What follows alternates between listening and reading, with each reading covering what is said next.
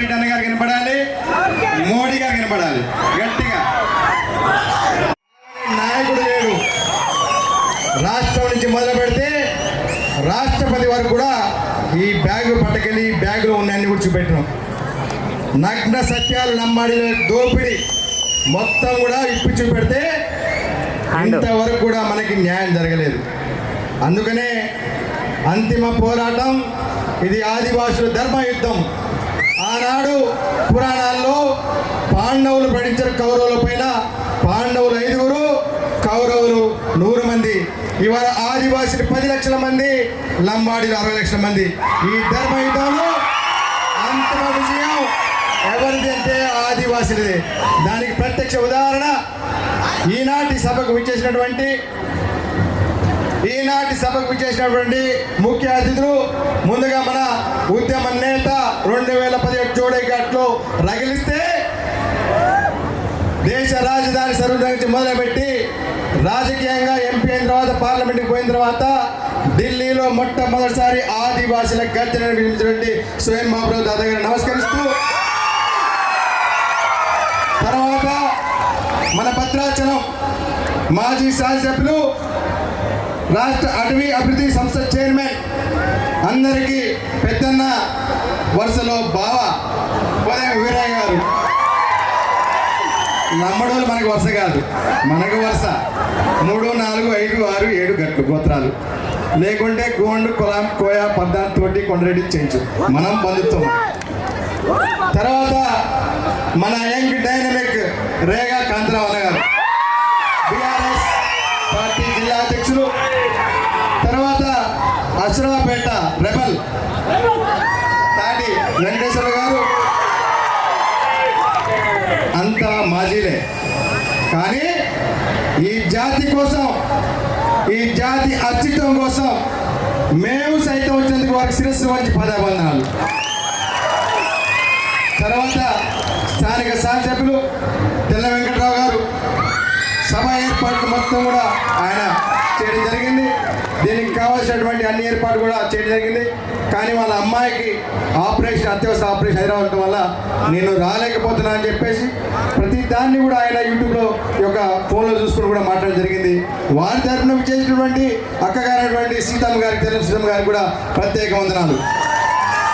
ఇక మిగిలినటువంటి నాతోటి జోడయాత్రలో వెన్నుదన్న అధ్యక్షులు, వీరితో పాటు విచ్చేసినటువంటి ఆదివాసీ సేన రాష్ట్ర అధ్యక్షులు కోవత్, ప్రాంగణానికి కావాల్సినటువంటి ఏర్పాట్లు, భోజనాలు అన్నీ చేసినటువంటి శక్తి ఆదివాసీ మహిళా చైతన్య శక్తి.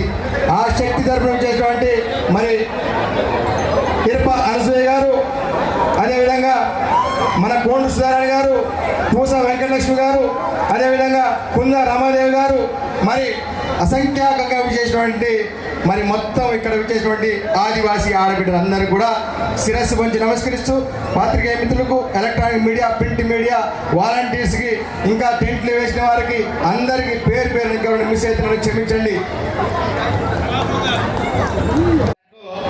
అప్పటికే అర్థమైపోయింది. అప్పటికే అయితే 2-3 పాయింట్లు ఏమిటంటే, వాళ్ళకి ఫోర్జరీ సర్టిఫికేట్లు వాళ్ళకి మామూలు విషయమే.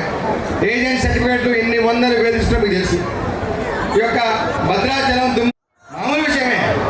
అయితే వాళ్ళు ఏమంటున్నారంటే 1921లో, 1936లో, 1941లో స్వాతంత్రానికి పూర్వమే మేము గిరిజనులు, ట్రైబల్స్, మమ్మల్ని బ్రిటిష్ వారు ఈ దేశ స్వాతంత్రం పోరాడుతుంటే మమ్మల్ని క్రిమినల్ ట్రైబ్స్ అన్నారు. నిజాం ప్రభుత్వంలో కూడా మేము అన్ని మంచి పనులు చేసినా సరే నిజాం మమ్మల్ని గుర్తించలేదు. ఆఖరికి హైమన్ డార్ ప్రపంచమే గుర్తించినటువంటి మానవ పరిణామ శాస్త్రవేత్త మా మీద బ్రిటిష్ వారిపై పోరాడుతుందని చెప్పి ఆయన రిపోర్ట్లు అంటే వీళ్ళు పేరు చేసినంట. తీసిన తర్వాత డాక్టర్ బిఆర్ అంబేద్కర్ గారు ప్రపంచ మేధావి, విశ్వ మేధావి, ఆయన కూడా వీళ్ళు గుర్తించలేదంట. ప్రపంచం మొత్తం తిరిగి వచ్చింది ఆయన, వీళ్ళు కనపడలేదు.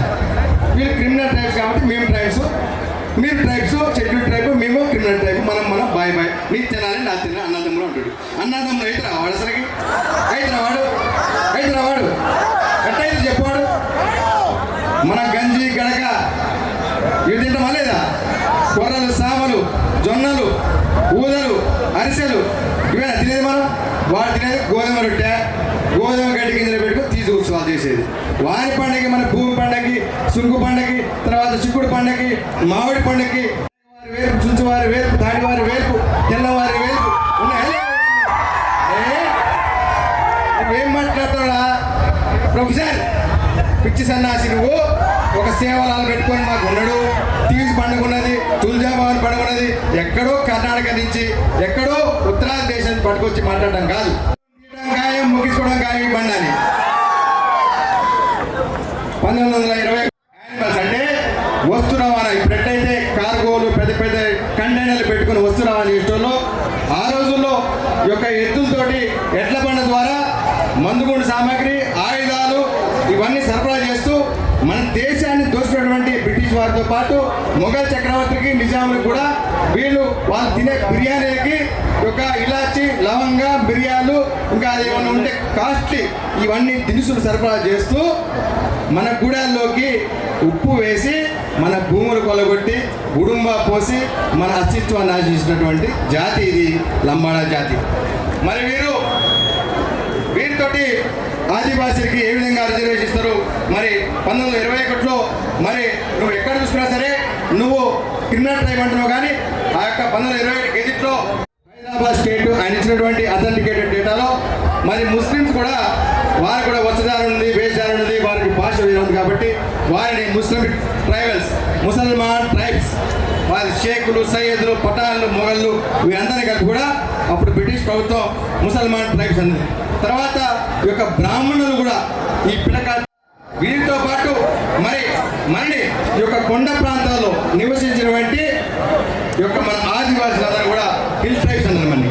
మరి వీళ్ళని ఏమన్నారంటే ఈ దారి దోపిడీ చేస్తూ ఈ వస్తువులు దొంగిలించుకుంటూ ఈ యొక్క సరఫరాలోనే వాళ్ళే సరఫరా చేసేవాళ్ళు, వాళ్ళే దొంగలు చేసేవాళ్ళు, వాళ్ళని అందరినీ కూడా క్రిమినల్ ట్రైబ్స్ అన్నారు.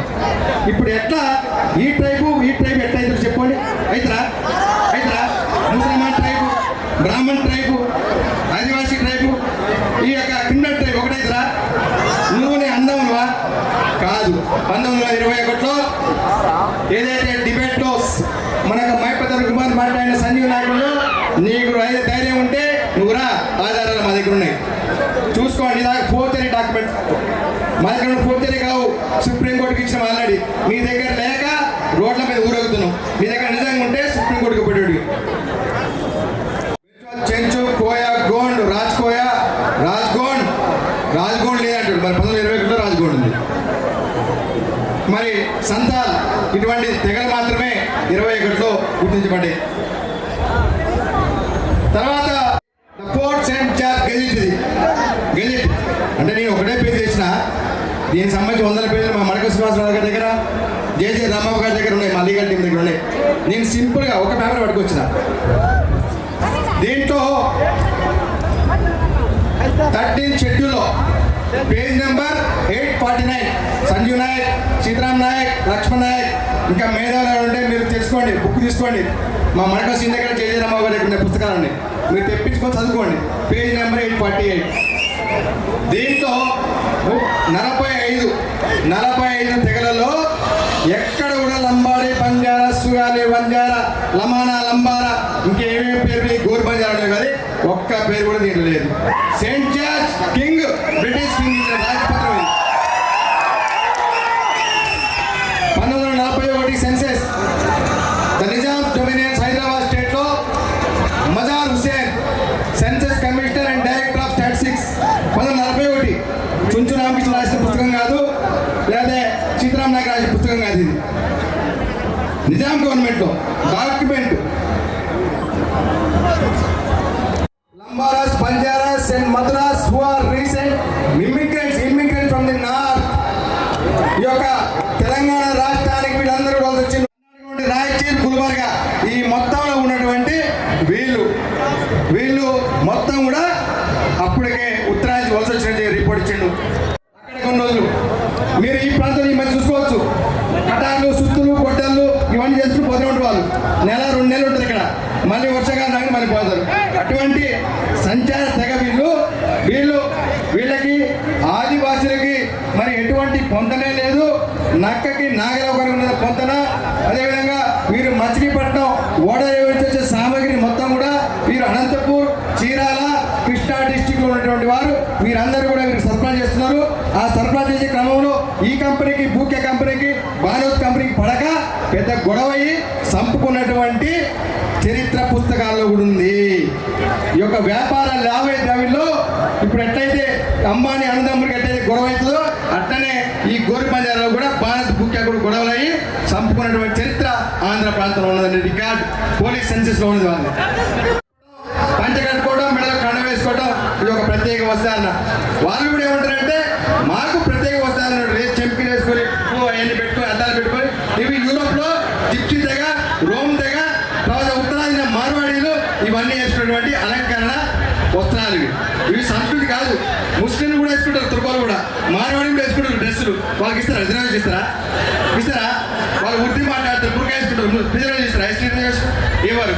కాబట్టి ఇటువంటి కాబట్టి 1965లో వీళ్ళని కలపొద్దు అని చెప్పేసి రికమెండేషన్ కూడా ఈ యొక్క పార్లమెంట్కి ఇచ్చింది.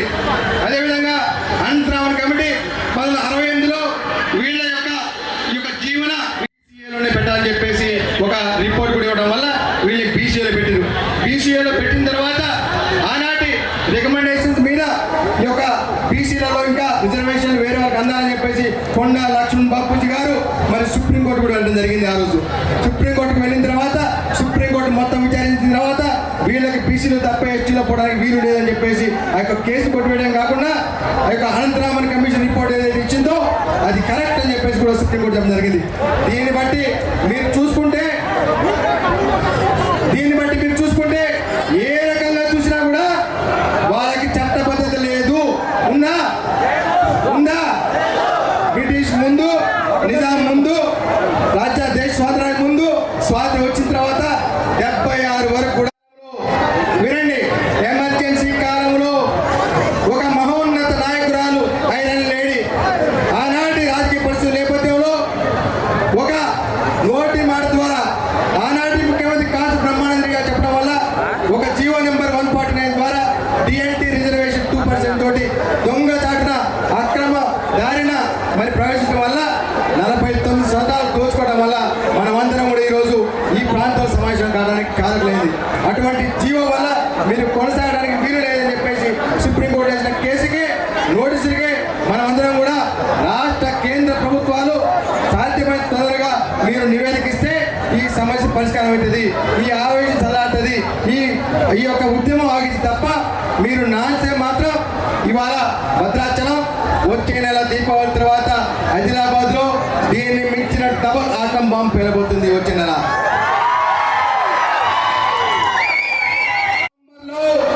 కాకతీయుని ఓడించినటువంటి సమ్మక్క సారలమ్మ సాక్షిగా మేడారంలో దాదాపు 5 లక్షల మందితోటి అణుబాంబు పేలబోతుంది.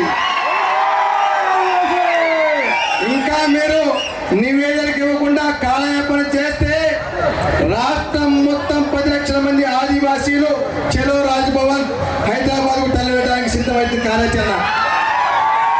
అప్పటికే